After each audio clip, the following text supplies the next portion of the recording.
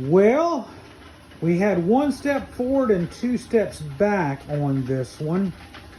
It was running and running great at idle, but unfortunately it would never really idle up. When you got it under load or you put it under high idle, it would surge really bad. And unfortunately, I kept taking the carburetor apart. It wasn't enough to be cleaned. So unfortunately, old carburetor's there, and we got us a new carburetor. It is a cheaper one off of eBay, and there's been a lot of good and bad reviews on it. This one, the only thing I had to do was I did have to drill the mounting holes a little bit bigger. When I first put it on, the mounting holes between these two studs was a little bit too tight in the middle. Like, they drilled them not perfect. So when I mounted it up the first time, it actually pinched in the body a little bit. And when I cranked it up, the butterfly was wide open. So we got full wide open immediately. And when I did that, I realized that the other carburetor was the issue, because now it high idled without surging at all.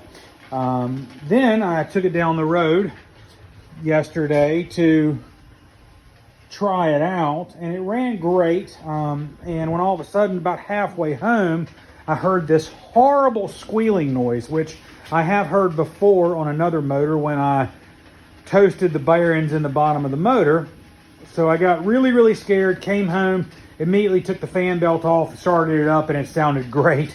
So I figured out that the belt just was loose over time, tightened it. It sounds great now. Overall, this thing starts and runs perfect. You can hit it with the key, and go low idle, and you crank it up, go high idle,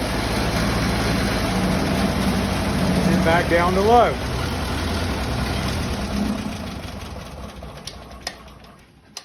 So from here, I do need to replace the rear tires. They are pretty well shot, pretty badly dry rotted, and unfortunately, in the same time, the rims themselves have got some pretty bad damage, and in some areas, the sealing bead is actually rusted through, so I'm probably going to have to replace those as well.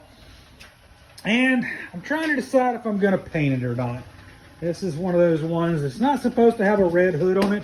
Somebody's resprayed it in the past, so of course I might keep it that way because it does look pretty cool. It looks like one of the newer Massey Fergusons.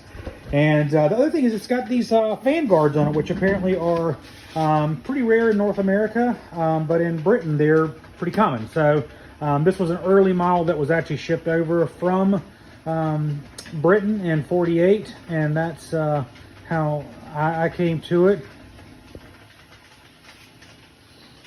So I don't know. I'm trying to figure out what to do with it next. The first thing I'm going to do is put a plow onto it and plow the garden, because that's why I got it. This is a tractor that's going to be worked, and now it's in working order. I'm going to put it to work.